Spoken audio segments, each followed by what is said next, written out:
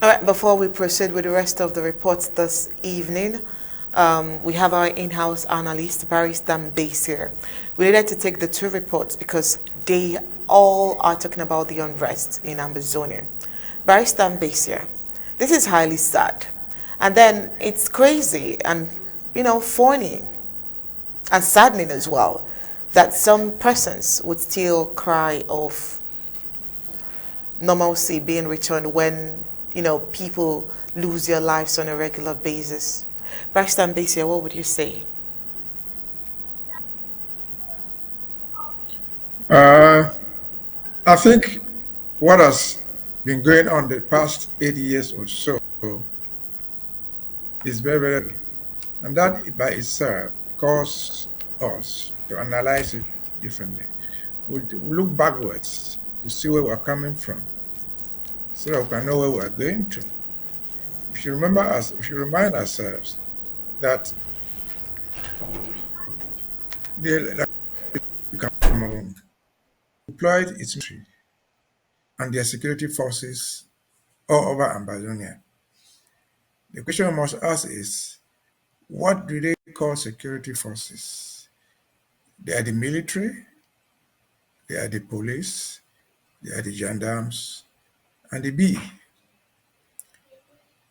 And let's not forget, these people, all of them, have gone through some training in the military school or in the police academy. They've been trained. So what were they trained in this school, in these institutions? The training basically in Cameroon and everywhere else in the world is for the military to defend the country. The military or all those people carrying arms are supposed to know who is their enemy. And so there is nothing in the code of their training that the population, the people, the civilians are your enemies.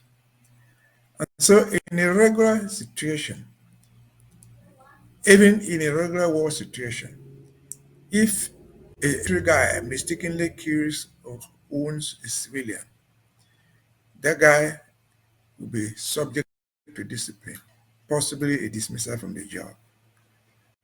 And so when you find a trained military go out and they target essentially the population and kill them, that is against national standards. That's against international standards. That's a violation of the law for which the individuals committing the acts and the commanders giving the orders should be punished. It should be sanctioned.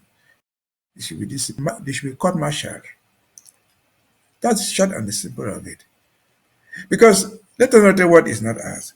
When they kill the people, when they shoot the people, they have modified their language. They cannot say, well, armed men. They don't even say Ambazonians or named terrorists.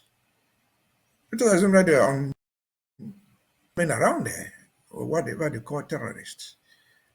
Are you allowed to shoot at the population with the hope that in that shooting you might kill one terrorist or one unknown armed man? You're not allowed to do.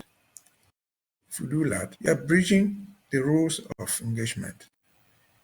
You're violating your own laws that you receive in training, your rules, and you're violating international law for which Cameroon has signed international conventions showing the engagement of arms. That is worldwide. And so what are these people doing? People. What is their goal? They probably say there. Cause normalcy. There's nothing in the world, anywhere in the world, known as normalcy with the barrel of the gun. Once the barrel of the gun, the arm, comes into play, it's no longer normalcy. It's a fake normalcy. Just like in your own house, your children should obey you. But if the children obey you because you are beating them, you are forcing them, beating them up, caning them, as we call it in those years. You are forcing order into them. But going further, as ourselves, I said we must look back to see where we're coming from. We're early years into this struggle. This is happening now. It has been happening forever, but it's tripling now. They are finding themselves, according to them, by their own records. They are shooting to fight unknown armed men, to fight terrorists in the city of Bamida, in the sales centers.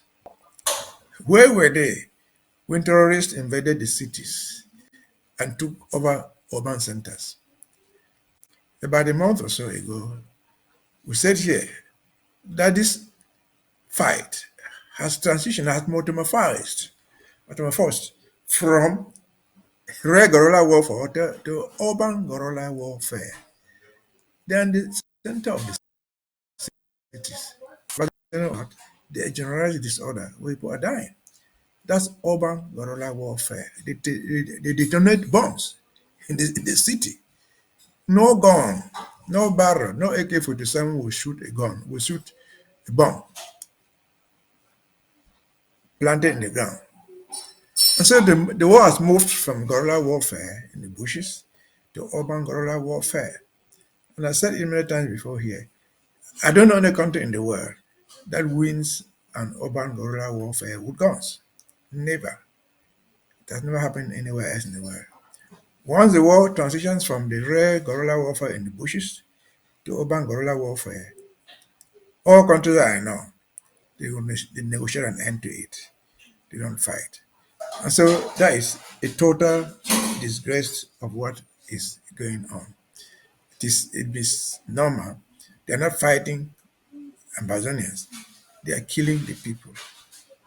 They were trained with taxpayers' money, including money from Ambazonians, who are forced to pay those taxes or whose money is extorted to pay them. For people to come around, kill them at random in the streets. If they are a government, and I'm sure they are, they claim, I've said it before, they will go in, arrest the criminals they call terrorists, arrest whoever is throwing a spear. And again, what's the proportionality of their gun? Shooting you to kill, shooting a crowd who have been doing nothing. That man killed, that person killed in a Babanki, okay, whatever I call it. He just walked in the street. They didn't see, nobody saw any harm with him. So what's the justification for murdering people because you want them, you want to impose normalcy? By the way, what is normalcy? It means people moving up and down. When this guy is moving up and down, just like they did with the other bag rider yesterday, they kill him. So how do you then, what normalcy do you want then? It's simple normalcy. So again, the lesson we've learned is going forward, the war, they are not winning. They are not winning this war.